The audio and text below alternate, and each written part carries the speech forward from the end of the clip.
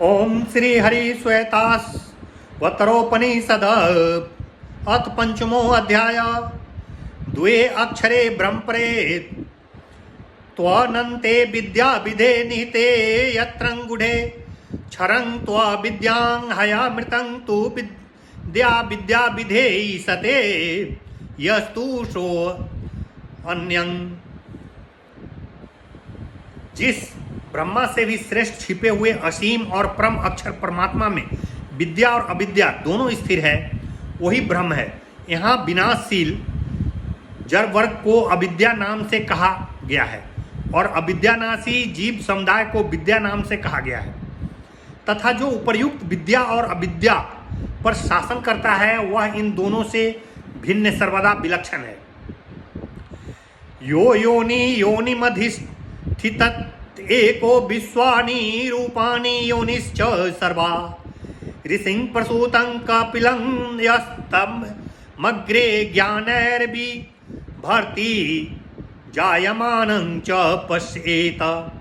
जो एक अकेला ही प्रत्येक योनि पर इस जगत में देव पितर मनुष्य पशु पक्षी कीट पतंग पेड़ गुल्म इत्यादि आदि जितनी भी योनियां है समस्त रूपों पर और समस्त कारणों पर अधिपत्य रखता है। जो पहले उत्पन्न हुए कपिल ऋषि को हिरण्यगर्भ को सभी प्रकार के ज्ञानों से पुष्ट करता है तथा उस कपिल ब्रह्मा को सबसे पहले उत्पन्न होते हो देखा है,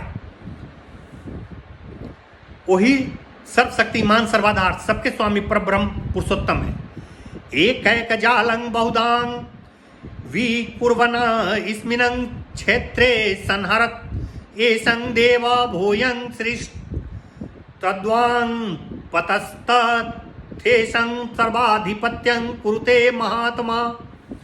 यह परमदेव परमेश्वर इस जगत क्षेत्र में सृष्टि के समय एक एक जाल को बुद्धि आकाश आदि तत्वों को बहुत प्रकार से विभक्त करके उनका प्रलय काल में संहार कर देता है। वह महामना परमेश्वर पुनः सृष्टि काल में पहले ही की भांति ही समस्त लोकों की और उनके आधिपत्यों की रचना करके स्वयं उन सबके अधिष्ठाता बनकर उन सब पर शासन करते हैं।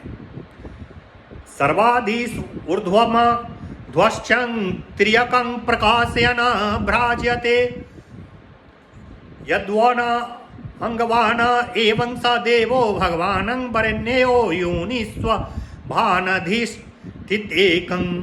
जिस प्रकार यह सूर्य समस्त दिशाओं को ऊपर नीचे तथा इधर उधर सब ओर से प्रकाशित करता हुआ देदीप्यमान होता है, उसी प्रकार वह सर्वाधिक ऐश्वर्यों से संपन्न सबके द्वारा भजन करने योग्य ब्रह्मदेव परमेश्वर अकेले ही समस्त कारण रूप अपनी भिन्न भिन्न शक्तियों के अधिष्ठाता होकर उन सब का संचालन करते हैं। यच स्वभावं पचति विश्वयोनि पच्याश्चं सर्वानं परिणामयेदं यं सर्वमेतदं विश्वमधिष्ठित एको गुणाश्च सर्वानं विनियोजयेदं यं। जो सबका परम कारण है और समस्त तत्वों की शक्ति रूप स्वभाव को अपने संकल्प रूप तत्व से पकाता है तथा जो समस्त पकाए जाने वाले पदार्थों को नाना रूपों में परिवर्तित करता है और जो अकेला ही समस्त गुणों का जीवों के साथ यथा योग संयोग कराता है तथा इस समस्त विश्व का शासन करता है, वह ही पूर्व मंत्रों में बताया हुआ सर्वशक्तिमान परब्रह्म परमेश्वर है। तदा वेद गृह्योपनिषत् सुगूढ़ं तदं ब्रह्मा वेदते ब्रह्मयोनिमं ये पूर्वं देवां ऋष्यश्च तदा विदुस्ते तन्मया अमृतां वैबभुवु। वह वेदों के रहस्यभूत उपनिषदों में छिपा हुआ है। वेदों के प्रकाट्य स्थान उस परमात्मा को ब्रह्मा जानता है जो पुरातन देवता है और ऋषि लोग उसको जानते हैं। वह अवश्य ही उसमें तन्मय होकर अमृत रूप हो गए हैं, अर्थात उनके स्वरूप का वर्णन उपनिषदों में गुप्त रूप से किया गया है। वेद निकले भी उन्हीं से हैं, उन्हीं के निश्वास रूप हैं। यस्या निश्वसितं वेदान्।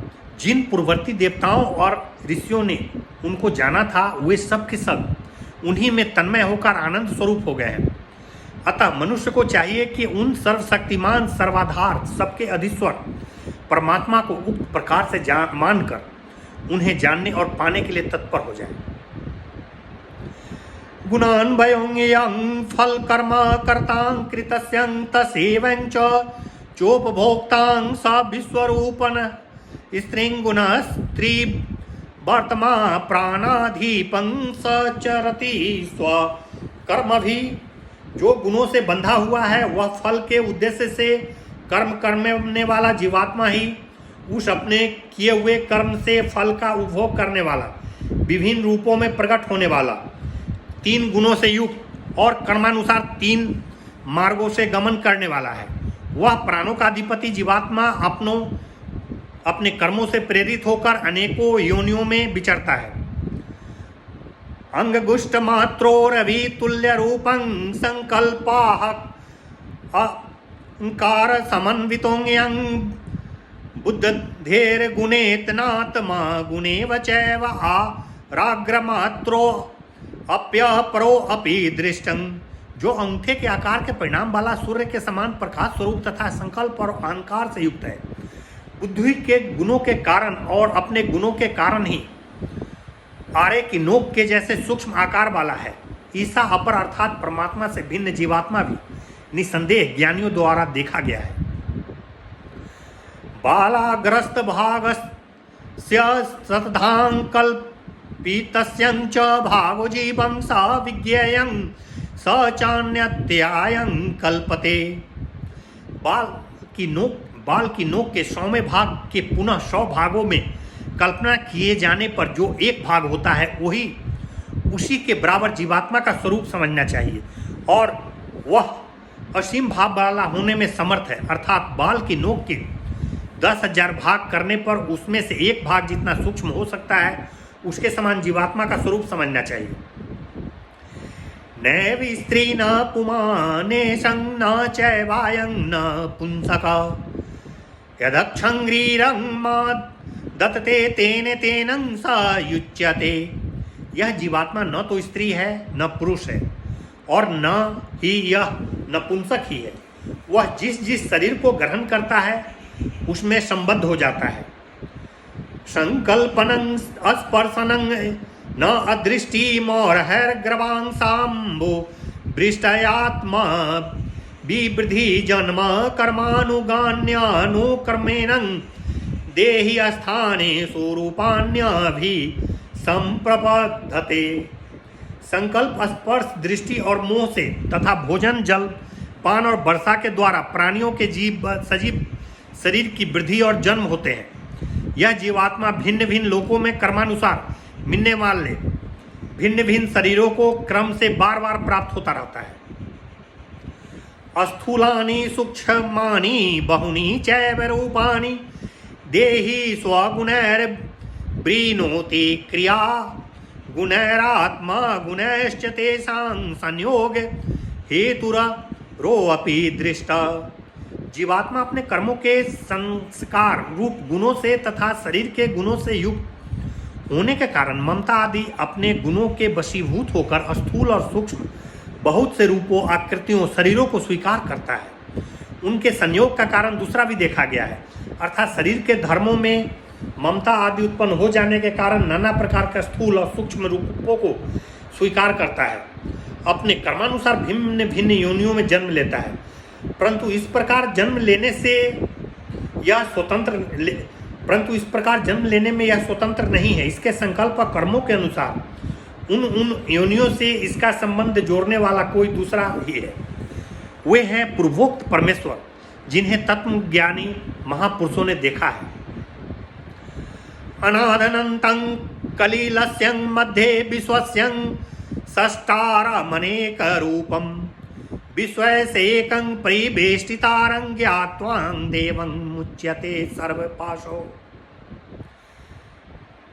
कलील दुर्गम संसार के भीतर व्याप्त आदि अंत से रहित समस्त जगत की रचना करने वाले, अनेक रूपधारी तथा समस्त जगत को सब ओर से घेरे हुए एक अद्वितीय परमदेव परमेश्वर को ज्ञात्वा जानकर मनुष्य समस्त बंधनों से सर्वदा मुक्त हो जाता है। भावग्राह्य मणि दाख्यं भाव भाव करं शिवम कला सर्ग करं देवं ए विदुस्ते जहुता नुमा। श्रद्धा और भक्ति के भाव से प्राप्त होने योग्य आश्रय रहित कहे जाने तथा जगत की उत्पत्ति और संहार करने वाले कल्याण स्वरूप तथा 16 कलाओं की रचना करने वाले परमदेव परमेश्वर को जो साधक जान लेते हैं वह शरीर को सदा के लिए त्याग देते हैं, अर्थात जन्म मृत्यु के चक्र से सदा के लिए छूट जाते हैं। इति पंचमो अध्याय।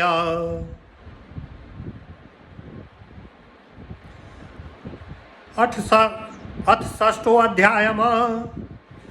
स्वभामेके कव्यो वदन्ति कालं यथान्ये प्रेम मोहमानां देवस्येषं महिमां तु लोके नेदं भ्रामयेते ब्रह्मचक्रम। कितने ही बुद्धिमान लोग स्वभाव को जगत का कारण बताते हैं तथा उसी प्रकार अन्य कुछ दूसरे लोग काल को जगत का कारण बतलाते हैं। वास्तव में यह लोग मोहग्रस्त है, अतः वास्तविक कारण को नहीं जानते। वास्तव में तो यह परमदेव परमेश्वर की समस्त जगत में फैली हुई महिमा है जिसके द्वारा यह ब्रह्मचक्र घुमाया जाता है। एनं वृतं नित्यमिदं हि सर्वज्ञं कालकारो गुणे सर्वविदं तेन सितं कर्मं विवर्तते ह पृथिव्याप्ये तेजो निलखानि चित् नत्यम। जिस परमेश्वर से यह संपूर्ण जगत सदा व्याप्त है, जो ज्ञान स्वरूप परमेश्वर निश्चय ही काल का भी महाकाल सर्वगुण संपन्न और सबको जानने वाला है, उससे ही शासित हुआ यह जगत रूप कर्म विभिन्न प्रकार से यथा योग्य चल रहा है और यह पृथ्वी जल तेज वायु तथा आकाश भी उसी के द्वारा शासित होते हैं।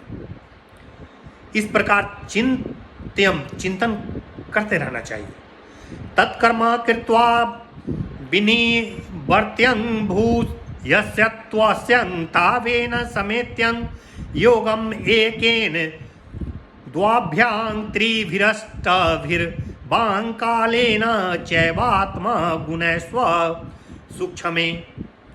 परमात्मा ने ही उस जड़ तत्वों की रचना रूप कर्म को करके उसका निरीक्षण कर फिर चेतन तत्व का जड़ तत्व से संयोग करा के अथवा एक अविद्या से 2 पुण्य और पाप रूप कर्मों से 3 गुणों से और 8 प्रकृतियों के साथ साथ काल के साथ और आत्मा संबंधी सूक्ष्म गुणों के साथ भी इस जीव का संबंध करा के इस जगत की रचना की है। अर्थात इस प्रकार समझना चाहिए कि उस परमपिता परमेश्वर ने ही एक अविद्या, 2 पुण्य और पाप रूप सचित कर्म संस्कार, सत्व रज और तम इन 3 गुणों और एक काल तथा मन बुद्धि अहंकार पृथ्वी जल तेज वायु और आकाश इन प्रकृति भेद इन सबके तथा अहंकार ममता आसक्ति आदि आत्म संबंधी सूक्ष्म गुणों से जीवात्मा का संबंध करा के इस जगत की रचना की है। आरंभ कर्माणि गुणान्वितानि भावाश्चं सर्वानं विनियोजेधं तेषाम् अभावे कृत कर्मनाशं कर्म क्षयं याति स तत्वतो अन्यं।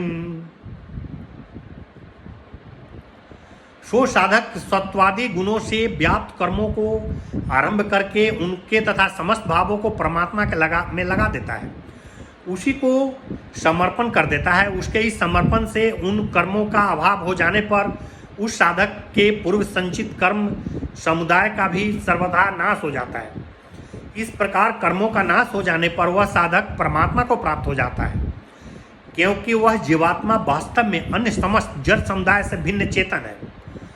आदि संयोग निमित हेतु परस्त्री कालाद कलो अपि दृष्टं तं विश्वरूपं भव भूतमिड्यं देवे स्वचितस्थमुपास्यं पूर्वम।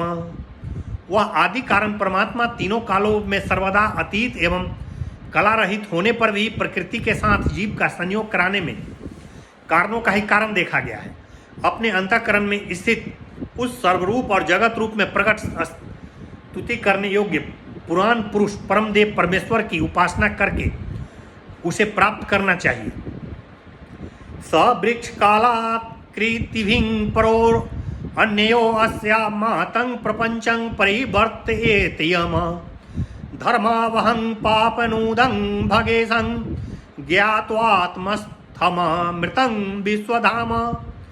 जिससे यह संसार निरंतर चलता रहता है वह परमात्मा इस संसार वृक्ष काल और आकृति आदि से सर्वदा अतीत एवं भिन्न है। उस धर्म की वृद्धि करने वाले, पाप का नाश करने वाले, संपूर्ण ऐश्वर्य के अधिपति तथा समस्त जगत के आधारभूत परमात्मा को अपने हृदय में स्थिर जानकर साधक अमृत स्वरूप परब्रह्म को प्राप्त हो जाता है। तमीश्वराणां परमं महेश्वरं तं देवतानां परमं च दैवतम पतिं पतीनां परमं प्रस्ताद्विदामं देवं भुवनेश्वमिद्यम। उस ईश्वरों के भी परम महेश्वर, संपूर्ण देवताओं के भी परम देवता, पतितों के भी परम पति तथा समस्त ब्रह्मांड के स्वामी एवं स्तुति करने योग्य उस प्रकाश स्वरूप परमात्मा को हम लोग सबसे परे जानते हैं, अर्थात उनसे पर अर्थात श्रेष्ठ और कोई नहीं है। वे ही इस जगत के सर्वश्रेष्ठ कारण है और वे ही सर्वरूप होकर भी सबसे सर्वदा पृथक है। न तस्य कार्यं कर्णं च विद्यते न सप्तसमस्य चाभ्यधिकश्च स दृश्यते प्रास्य शक्तिर्विधैव सूर्यते स्वाभाविकीं ज्ञान बल क्रियां च। उसके शरीर रूप कार्य और कारण अंतःकरण तथा इंद्रिय रूप करण नहीं है, उससे बड़ा और उसके समान भी नहीं दिखलाई देता है, तथा इस परमेश्वर की ज्ञान बल और क्रिया रूप स्वाभाविक दिव्य शक्ति अनेक प्रकार की सुनी जाती है। न तस्य कश्चितं परिरस्तिं लोके न चेसिता नैव च सत्यलिंगं सकारणं कर्णाधिपादितो न चास्त्यं कश्चिद नितां च न चाधिप।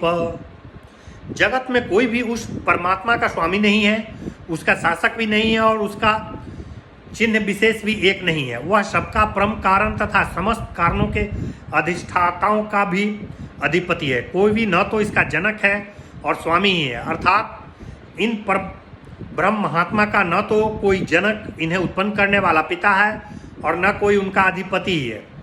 यह अजन्मा, सनातन, सर्वदा स्वतंत्र और सर्वशक्तिमान है। यस्तंतुना भव तंतुभिं प्रधानं जय स्वभावतं देव एकं स्वमा व्रीणुति सनो दधातु ब्रह्माप्यायम। तंतुओं द्वारा मकरी की भांति जिस एक देव परमात्मा ने अपनी स्वरूप भूत मुख्य शक्ति से उत्पन्न कार्यों द्वारा स्वभाव से ही अपने को आच्छादित कर रखा है, वह परमेश्वर हम लोगों को अपने पर ब्रह्म रूप में आश्रय दे। एको देवं सर्वभूतेषु गूढ़ं सर्वव्यापी सर्वभूतांतरात्मा कर्माध्यक्षं सर्वभूताधिवासं साक्षिं ते चेता केवलो निर्गुणश्च। वह देव ही सब प्राणियों में छिपा हुआ सर्वव्यापी और समस्त प्राणियों का अंतर्यामी परमात्मा है।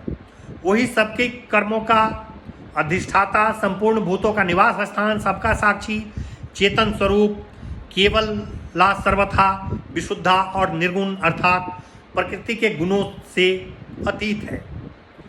एको वसी निष्क्रियाणां बहूनामेकं बीजं बहुधान्यं करोति तमात्मतस्थं ये अनुपश्यन्ति धीरास् तेषां सुखं शाश्वतं नेतरेषां। जो अकेला बहुत से अक्रिय जीवों का शासक है और एक प्रकृति रूप बीज को अनेक रूपों में परिणत कर देता है, उस हृदय स्थित परमेश्वर को जो धीर पुरुष निरंतर देखते रहता है, उन्हीं को सदा रहने वाला परमानंद प्राप्त होता है, दूसरों को नहीं। नित्यो नित्यानां चेतनानामेको बहुनां यो विदधाति कामानां तत्कारणं सांख्य योगाधि गम्यं ज्ञात्वां देवम् उच्यते सर्वपाशो। जो एक नित्य चेतन परमात्मा बहुत से नित्य चेतन परमात्माओं के कर्म फल भोगों का विधान करता है, उस ज्ञान योग और कर्म योग से प्राप्य करने योग्य सबके कारण रूप परम देव परमात्मा को जानकर मनुष्य समस्त बंधनों से युक्त हो जाता है, अर्थात वह कभी किसी भी कारण से जन्म मरण के बंधनों में नहीं पड़ता। न तत्र सूर्यो भाति न चंद्र तारकं नेमा विद्युतं भान्ति कुतो अयमग्नि तमेता भान्तमानु भाति सर्व तस्य भाषा सर्वमिदं विभाति। वहाँ न तो सूर्य प्रकाश फैला करता है, न चंद्रमा और तारागण का समुदाय ही प्रकाश फैला सकता है, और न यह बिजलियां ही वहाँ प्रकाशित हो सकती है। फिर यह लौकिक अग्नि तो कैसे प्रकाशित हो सकता है, क्योंकि उसके प्रकाशित होने पर भी उसी के प्रकाश से बतलाए हुए सूर्य आदि सब उसके पीछे प्रकाशित होते हैं। उसके प्रकाश से यह संपूर्ण जगह प्रकाशित होता है। एको हंसं भुवनस्यास्यं मध्येश एवाग्नि सलिले सन्निविष्टं तमेवा विद्वान् अति मृत्युमेति नान्यं पंथा विद्येत या नाम या। इस ब्रह्मांड के बीच में जो एक प्रकाशम स्वरूप परमात्मा परिपूर्ण है, वही जल में स्थित अग्नि है। उसे जानकर ही मनुष्य मृत्यु रूप संसार समुद्र से सर्वदा पार हो जाता है। दिव्य परम धाम की प्राप्ति के लिए कोई अन्य दूसरा मार्ग नहीं है। स विश्वकृतं विश्वविदात्मयो निर्ज्ञं कालो गुणी सर्वविदं प्रधान क्षेत्रज्ञ पतिर्गुणेशं संसार मोक्ष स्थिति बंध हेतु। वह ज्ञान स्वरूप परमात्मा सर्वश्रेष्ठा सर्वज्ञ स्वयं ही अपने प्राकट्य का हेतु, काल का भी महाकाल, संपूर्ण दिव्य गुणों से संपन्न और सबको जानने वाला है, जो प्रकृति और जीवात्मा का स्वामी, समस्त गुणों का शासक तथा जन्म मृत्यु रूप संसार में बांधने, स्थिर रखने और उससे मुक्त करने वाला है। स तन्मन्यो ह्रियमृतं ईश संस्थोज्ञं सर्वभगो भुवनस्यास्यं गोप्ता य ईशेस्यं जगतो नित्यमेवे नान्ये हेतुर्विद्यतं ईशनायं। वही तन्मय अमृत स्वरूप ईश्वरों लोकपालों में भी आत्मरूप से स्थित सर्वज्ञ, सर्वत्र परिपूर्ण और इस ब्रह्मांड के रक्षक है, जो इस पूर्ण जगत का सदा ही शासन करता है, क्योंकि इस जगत पर शासन करने के लिए दूसरा कोई भी हेतु नहीं है। यो ब्राह्मणं विद्धाति प्रुवं यो वै वेदाश्चं प्रहि नोति तस्मै तंहा देवं आत्मबुद्धि प्रकाशन मुमुक्षुर वै शरण महं प्रपद्ये। जो परमेश्वर निश्चय ही सबसे पहले ब्रह्मा को उत्पन्न करता है, और जो निश्चय ही उस ब्रह्मा को समस्त वेदों का ज्ञान प्रदान करता है, उस परमात्मा ज्ञान विषयक बुद्धि को प्रकट करने वाले प्रसिद्ध देव परमेश्वर को मैं मोक्ष की इच्छा वाले साधारण स्वरूप शरण रूप में ग्रहण करता हूँ। निष्कलं निष्क्रियं शांतं निर्वधं निरंजनम अमृतस्यं परं सेतु दग्धेन दन नामि बालनम। कलाओं से रहित, क्रिया रहित, सर्वदा शांत, निर्दोष, निर्मल अमृत के परम सेतु रूप तथा जले हुए ईंधन से युक्त अग्नि की भांति निर्मल ज्योति स्वरूप उन परमात्मा का मैं चिंतन करता हूँ। यदा चर्म बदाकाशं वेष्टयिष्यन्ति मानवा तदा देवम विज्ञायं दुःखस्यान्तो भविष्यति। जब मनुष्य गण आकाश को चमड़े की भांति लपेट सकेंगे, तब उन परमदेव परमात्मा को बिना जाने भी दुख समुदाय का अंत हो सकेगा। अर्थ यह है कि जिस प्रकार आकाश को चमड़े की भांति लपेटना मनुष्य के लिए सर्वदा असंभव है, उसी प्रकार परमात्मा को बिना ना जाने कोई भी जीव इस दुख समुद्र से पार नहीं हो सकता। तप प्रभा बादं देव प्रसादाक्ष ब्रह्मं श्वेता तस्वरो अथं विद्वान अत्याश्रयमित्यं परमं पवित्रं प्रोवाच समय गृहस्थी गजुष्टतम। यह प्रसिद्ध है कि श्वेताश्वतर नामक ऋषि तप के प्रभाव से और परमदेव परमेश्वर की कृपा से ब्रह्म को विद्वान जान सके तथा उन्होंने ऋषि समुदाय से सेवित परम पवित्र इस ब्रह्म तत्व का आश्रय के अभिमान से अतीत अधिकारियों को उत्तम रूप से उपदेश किया था। वेदांते परमं गृहं पुरा कल्पे प्रचोदितम न प्रशांताये दात्वयं न पुत्रास्या शिष्यायं वा पुनः। यह परम रहस्यमय ज्ञान पूर्व कल्प में वेद के अंतिम भाग उपनिषद में भली भांति वर्णित हुआ। उनका अंतःकरण सर्वदा शांत न हो गया हो ऐसे मनुष्य को इसका उपदेश नहीं देना चाहिए तथा जो अपना पुत्र न हो अथवा जो शिष्य न हो उसे भी इसका उपदेश नहीं देना चाहिए। यस्य देवे परा भक्ति यथा देवे तथा गुरे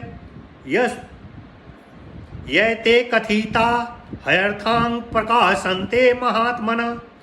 जिसकी परमदेव परमेश्वर में परम भक्ति है तथा जिस प्रकार परमेश्वर में है उसी प्रकार गुरु में भी है, उस महात्मा मनस्वी पुरुष के हृदय में ही यह बताए हुए रहस्य प्रकाशित होते हैं। उसी महात्मा के हृदय में यह रहस्य प्रकाशित होता है। इति अष्टोऽध्यायम् समाप्त। अथ कृष्ण यजुर्वेदीये श्वेताश्वत्तरोपनिषद संपूर्णं भवेत्। ओम शांति पाठ। ओम सहनावतु सहनौ भुनक्तु सह वीर्यं करवावहै तेजस्विनावधीतमस्तु मा विद्विषावहै।